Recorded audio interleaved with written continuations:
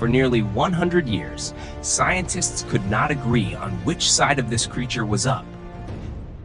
They thought its legs were spikes, and its spikes were legs. And no one realized they had reconstructed it completely upside down.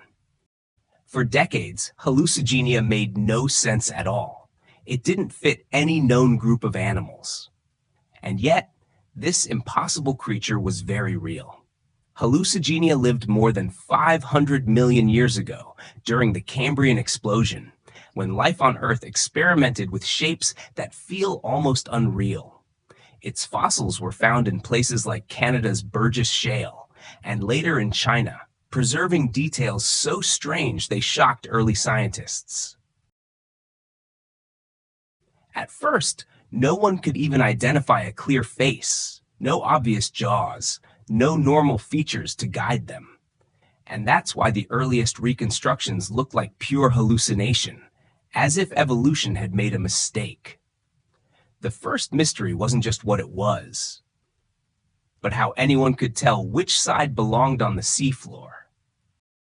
In a world this alien, even a few centimeters of life could rewrite everything we thought we knew.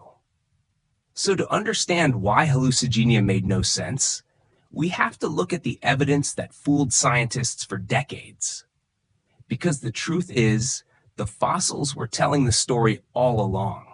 We just weren't reading them correctly. This is Hallucigenia.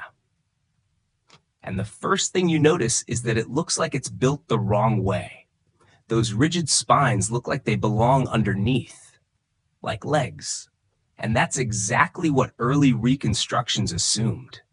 But these are the real legs of Hallucigenia, soft, flexible, and designed for slow, steady movement across the seafloor. So if you only had fragments, you could easily flip Hallucigenia upside down and never know. For decades, that's what happened. The fossil shape misled everyone. Even the front of Hallucigenia was hard to identify. There was no obvious face, no jaws, no familiar features to anchor the anatomy. And that's why Hallucigenia became a scientific headache. It looked like an animal made from mismatched parts. But once you see Hallucigenia the right way up, the entire creature starts to make sense. Once scientists stopped guessing and started comparing better fossils, Hallucigenia finally began to look like a real, living animal. These soft legs weren't decorative. They were functional, gripping the seafloor and moving Hallucigenia forward with surprising stability. And the spines? They weren't for walking. On Hallucigenia, they were armor, a defensive design in an ocean full of predators. In the Cambrian, survival wasn't about being fast. For Hallucigenia, it was about being difficult to eat. With a simple mouth, Hallucigenia likely fed on tiny particles and soft organic material. A quiet strategy that worked. It wasn't built for power. Hallucigenia was built for efficiency, small, steady, and protected. And when the fossils were read correctly, Hallucigenia stopped being nonsense and became evidence of how early life experimented. But the biggest question remains. If Hallucigenia's design worked, why did it disappear? Here's the paradox. Hallucigenia looks like an evolutionary mistake. Yet it survived in one of the most dangerous oceans in Earth's history. It's small, slow, and soft-bodied. By modern logic, Hallucigenia should have been easy prey. But those spines changed the rules. For a predator, Hallucigenia wasn't worth the risk. So Hallucigenia didn't need speed. It needed one thing, a body that punished anything that tried to bite. And that's why scientists got it wrong for decades. Hallucigenia was so unusual, the simplest interpretation was the wrong one. Those soft legs weren't weak. They gave Hallucigenia a stable, controlled way to move across complex terrain.